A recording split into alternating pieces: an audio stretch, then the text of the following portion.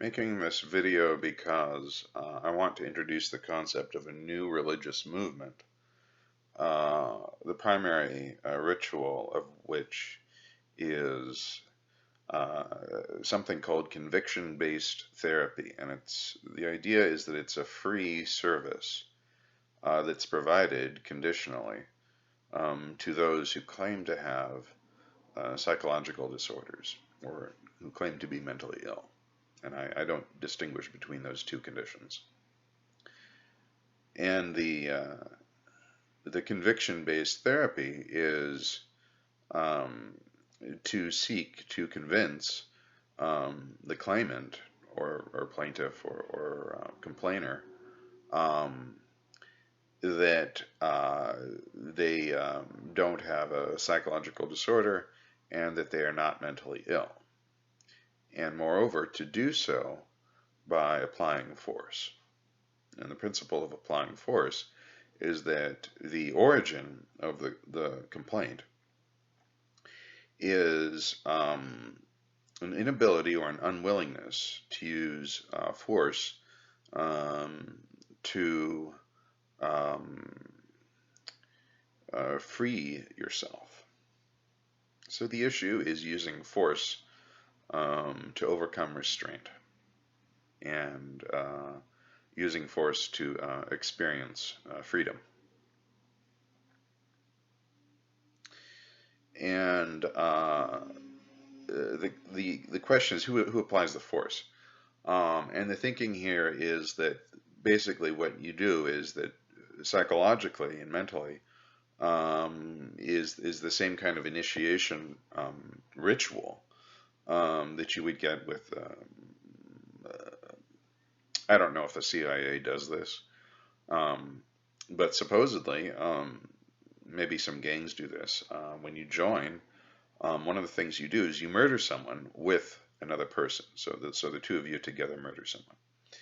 And so the victim is, sitting in a chair somewhere, and you have a gun pointed at them, and your finger is on the trigger. Now the initiation part is that your finger is on the trigger, gun is pointed at the victim. The person who is a member of the organization, the seasoned member of the CIA, interlocks puts his finger in the trigger between so that your finger is between the trigger and his finger. And then together you let him apply force to your finger, and you don't resist that force, and you contribute to it. So there's two fingers. It's like a tug of war. It's not really, but there's two fingers on the trigger, and they're working together to depress the trigger. Of course, you're thinking, well, you only need one finger. But the point is that two people are doing it. It's the force of two minds cooperating and working together to depress the trigger and fire the bullet and murder the victim. Now, this is an initiation ritual. And the thinking here is that this is the model. This is psychologically the mental model of what the complainer is going to participate in. It's the ritual that is the goal. It is the initiation into the society of this new religious movement. Now, we need to figure out what the victim is. The victim is a personification metaphor. Victim is the psychological disorder. Now, the problem with shooting a psychological disorder is that you are claiming that the psychological disorder exists.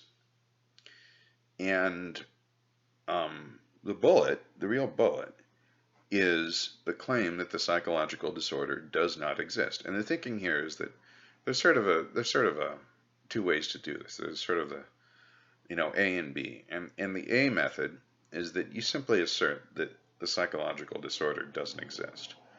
You identify it.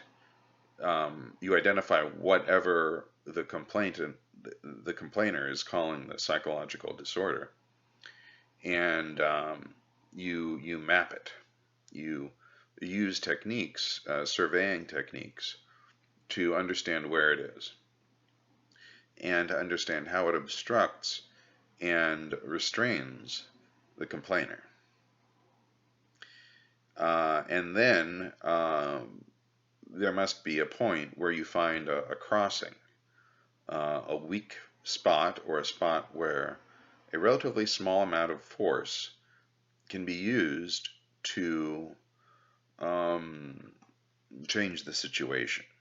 So if you're trying to cross a river, you find the narrowest point of the river, unless it's 50 feet deep and a raging river, and there's no way you can get across, and cliffs on both sides. But supposing that this is a crossable river, you find a point where the river is narrow, and then you cross it. You use force to go across. You have to fight against the flow of the river while you're doing it, and then you cross over. Part of the issue here is that what you're doing is you are asserting the non-existence of a psychological disorder. And the thinking here is that when you do this, what you're doing is you are creating the idea that you are free. And frankly, what that does is that sort of confronts the underlying mechanism, which is sort of hypothesis, which is that it's freedom from fear. That, in fact, freedom is terrifying to some people, and people are afflicted by psychological disorder, quote unquote, psychological disorders, because they don't have to confront the fear of freedom and, the terror, you can say, the terror of freedom. And I think that the terror of freedom is that there's no one to tell you what to do. And you don't know when you're next going to bump into someone who is going to be determined to tell you what to do and what form that's going to take. So it's sort of understandable that a victim, a complainer, would not want to experience freedom, would rather be restrained and enjoy the restraint, enjoy the imprisonment of the psychological disorder. But the thinking here is that an aspect of this religious movement is that the complainer must complain. The complainer must assert that not only a psychological disorder exists, but that they are one of the people who are afflicted by it. I think where this is sort of drifting is philosophically the concept of the assertion of non-existence of a psychological disorder. And I think this is important because, generally speaking, what are considered to be psychological disorders today are in fact profitable scams. They are pure scams. And this is why I'm suggesting a new religious movement to negate the psychological scam. People claim that others are afflicted with psychological disorders, and then they try to basically treat them as drug users. And the psychological therapy is a drug, and the psychologist wants the complainer to not become healthy.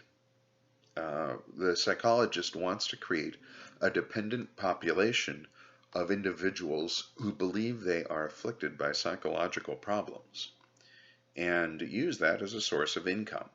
The only possible way to do this is to follow the model of the drug dealer, who, generally speaking, very dishonest. So psychology, to a great extent, makes its money through dishonesty. So we can do better than this. We have ideas about a better model for how the mind works.